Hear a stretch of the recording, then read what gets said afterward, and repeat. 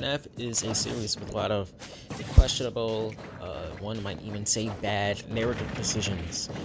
Examples being the entirety of Security Breach and most of Pizzeria Simulator.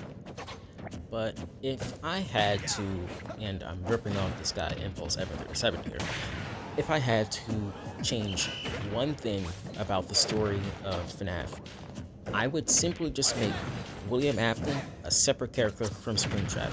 My main goal here is to separate the stories of, FNAF's, 1 to 3 and Sis Location onward, because Baby and Afton should be like, a thing. But unfortunately, we didn't do that, and I left out 4 on purpose because 4 should be its own thing. When you theorize so hard about the bullshit experiments Afton goes through and how he's, stalking his own kid, you undercut the impact of FNAF 4's original story and how it's supposed to be, sad. This kid is so lonely and treated so poorly that he has an imaginary friend. But saying, oh, it's not an imaginary friend, no, he doesn't have nightmares, no, it was actually real the whole time, it was just his father LARPing. Shut up. Springtrap falls off immediately after FNAF 3 because he starts to talk.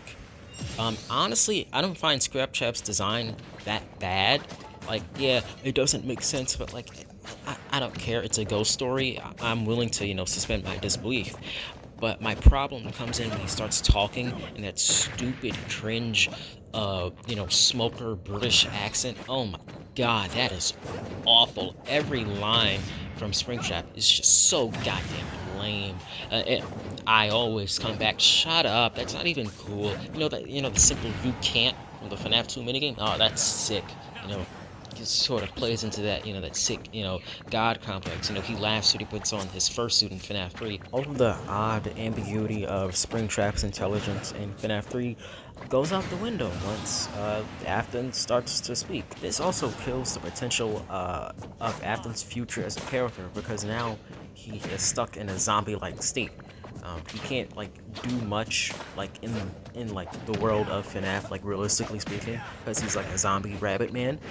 He can't start a new business or anything. He can't continue what he does in his Sis Location. And it also just really makes you wonder, what the fuck is going on with this guy? Why is he talking like this? You're in a rabbit suit. What is your life like? Because in FNAF 3, you didn't know how smart Springtrap was. He was just kind of a zombie, partially fueled by, hate and, murderous intent, and also by, the suit, which is why he probably wasn't, active during the day, and also because, I think FNAF's ghost rules should say that they don't do things in the day. And, the suit made him, attracted to the sound of the children. That's at least what I'm thinking is going on in FNAF 3. I don't know. But the point is, you introduce Afton, and he's just a fucking loser by FNAF 6. So when Baby's like, oh yeah, daddy, this is so awesome, the player, you're wondering, what is she talking about? This guy's a fucking loser.